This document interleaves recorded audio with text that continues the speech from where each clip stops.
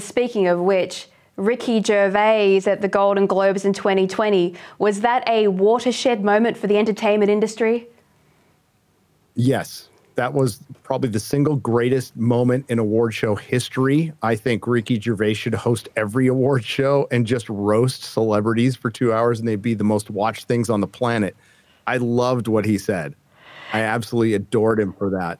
And there was a moment we were sitting there, and the audience, the woke, very wealthy celebrity audience, thought that he was about to praise them up when they were getting into their little, spot, and then all of a sudden he just unleashed. I think what he said about Apple with sweatshops was probably the funniest thing I've seen in years.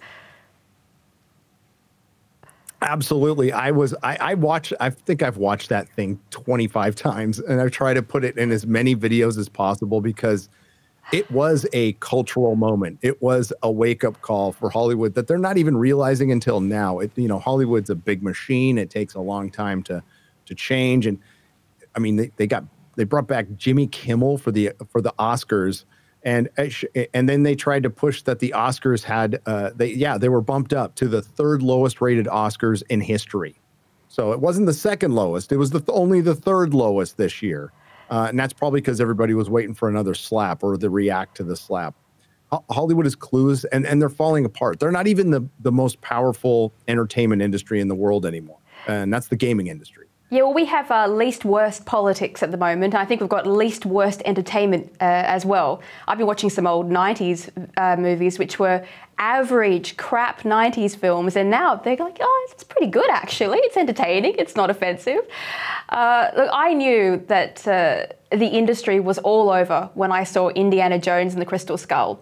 But let's take an example that shocked pop culture, which of course is Doctor Who, which is not only a British TV show, it is a cultural institution that everybody knows about, whether they like science fiction or not.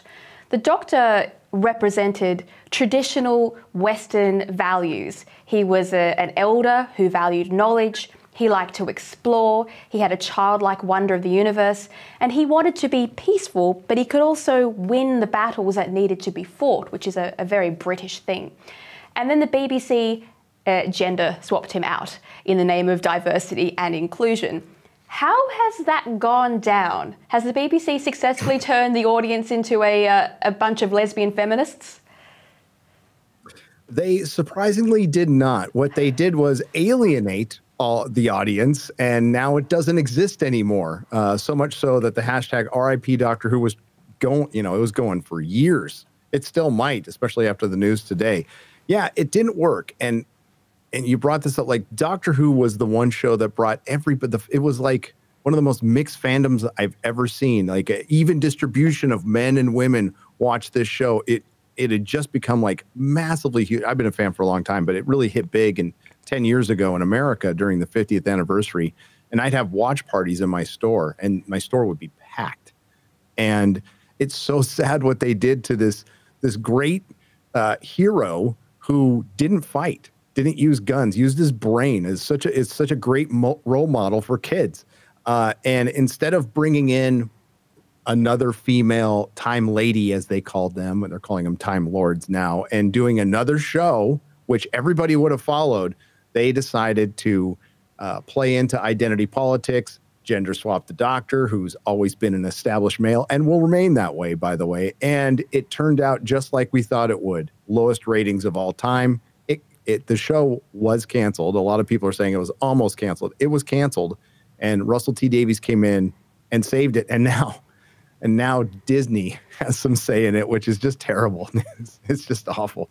So I don't have much hope for it. I wish it would turn around, but it's my favorite show of all time. We have 50 years of really good stuff that we can watch, but I adore that show.